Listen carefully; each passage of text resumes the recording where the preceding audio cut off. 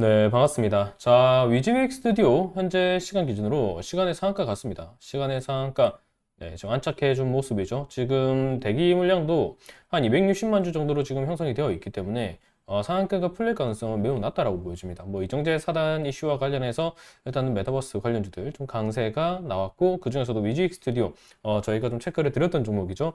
잡으신 분들 모두 좀 축하드린다라는 말씀 드리면서 오늘 종목인 에이징랜드로 다시 본격적으로 들어가 볼 수 있도록 하겠습니다. 자, 일단 위즈윅 스튜디오 잡으신 분들 모두 축하드린다라는 말씀 좀 전해드리고요. 그리고 추가적으로 이 종목에 대해서 어떻게 대응할지에 대해서는 텔레그램 채널 통해서 저희가 잡아드릴 예정이 있으니까 영상 설명란 그리고 고정 댓글에 있는 링크 통해서 편히 들어오셔서 받아보시면 되겠습니다. 지금 설명드릴 에이징랜드 역시도 마찬가지입니다. 자, 오늘부터 개인적으로 반도체 종목들 좀 집중 관찰 기간이라고 말씀을 드리고 싶습니다. 일단 에이징랜드 본격적으로 들어가기에 앞서서 일단 엔비디아 위치 한번 잘 살펴봐야 되죠. 자, 엔비디아 같은 경우에 제가 이전에 강조드렸던 내용이 뭐냐면 어떠한 경우가 있다라고 하더라도 전에는 5일선을 기준으로 대응 포인트가 마련이 되었지만 이전에 2월 중순경에 21선까지 허용 범위가 나왔기 때문에 5일선을 깨는 것까지는 괜찮다. 21선까지 최근 반도체의 탄력성 고려해서 구간을 열어둘 수가 있다. 열어둘 필요가 있다라고 말씀을 드리면서 한미 반도체뿐만이 아니라 전반적인 우리 증시 내의 반도체 업종 지수 자체도 해당 일정, 해당 구간에 맞춰서 21선 기준으로 좀 여유롭게 대응 포인트를 가져가셔도 좋다라고 말씀드렸습니다. 단 21선 기준으로 여유롭게 가져가되 21선까지의 그 구간 괴리가 깊을 수 있기 때문에 변동성을 견디는 건 그렇게 쉬운 일이 아니라고 말씀을 드렸죠. 그러면서 대형주 위주의 시장 수급이 저밸류업 정책과 함께 나오고 있는 부분이기 때문에 대형주 위주의 하이닉스라던가 한미반도체라던가 이런 종목들을 적극적으로 노려볼 필요성이 있다고 제가 말씀을 드렸습니다.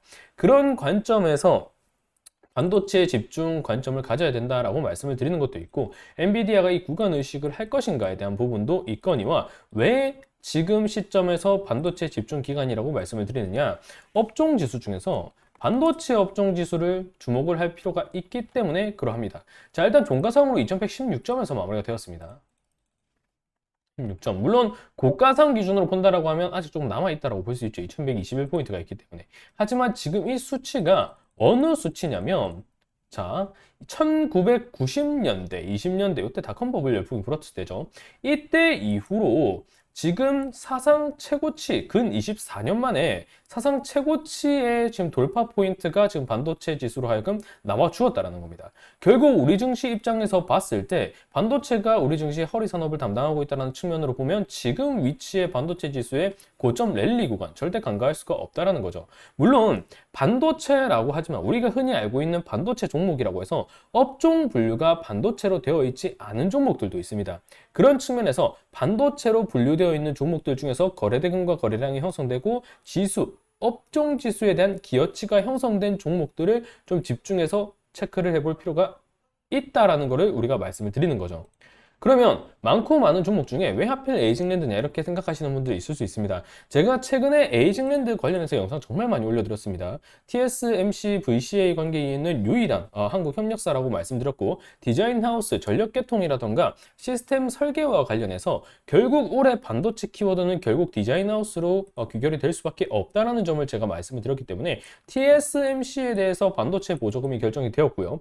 이 흐름에 맞춰서 엔비디아가 최대 매출처, 자, 요약을 드리겠습니다. 엔비디아가 최대 매출처, 이와 더불어서 SK하이닉스의 엔비디아와의 수평적 관계, 이 삼각편대가 상당히 좀 견고하게 이루어지고 있는 부분이고, 결국에 GPU와 AI 수급에 대한 이런 설계, 파운드리 측면 이런 게 강조가 되고 있기 때문에 한국 협력사 중에서는 유일하게 TSMC의 VCA의 관계에 있는 이 에이징랜드가 좀 주목을 받을 수 있다라고 말씀을 드렸던 겁니다. 자, 이 측면으로 본다라고 하면 에이징랜드를 바라볼 때 어떤 종목들, 어떤 미국 주식을 좀 지켜봐야 되겠나요? TSMC와 엔비디아로 볼 수 있습니다.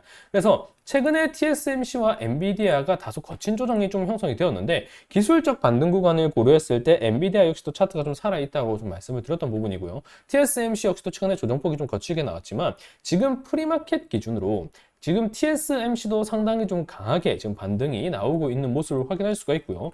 이는 자, 엔비디아 역시도 자, 엔비디아 역시도 지금 프리마켓에서 사실 어제 애프터마켓 같은 경우에는 1% 정도의 상승세를 보였는데 일단 2%의 엔비디아와 TSMC 모두 강세가 나오고 있기 때문에 일단 기본적으로 반도체 업종의 추가적인 탄력성을 고려해 볼 필요가 있다라는 겁니다. 물론 오늘 저녁에 서머 타임이 지금 적용이 되었기 때문에 평소보다 1시간 정도 일찍 이른 시간에 소비자 물가 지수 CPI가 발표가 됩니다. 하지만 지난 1월 11일 자, 업종 지수로 봤을 때 해외 기준으로 봅시다.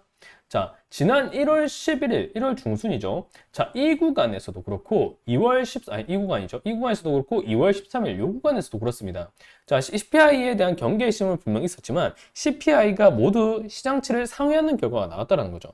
그 당시에 나스닥도 그렇고, 뭐, 코스닥도 그렇고, 코스피도 그렇고, 전부 다 조정을 받긴 받았지만, 그때 제가 강조를 드렸던 게 뭐냐면, 결국에 CPI 소비자 물가에 대한 포인트가 둔화세는 확실히 확인이 되고 있는 자리고, 시장치를 소폭 상회했다라고 하더라도, 결국에 연준이 기준금리를 인상시킬 수가 없고 기준금리 인하 포인트를 언제 가져갈 것인가 그 정도의 시기가 논의될 부분이기 때문에 CPI의 영향성이 과거와 같지 않다라고 말씀을 드렸습니다. 오히려 경기 연착륙 기대감을 끌어내는데 포인트가 더 맞춰져 있기 때문에 당장의 CPI를 깊게 고려할 필요는 제가 없다라고 말씀을 드렸던 거죠. 그 측면이 바로 나와주면서 반도체 업종의 강세가 나와주었죠.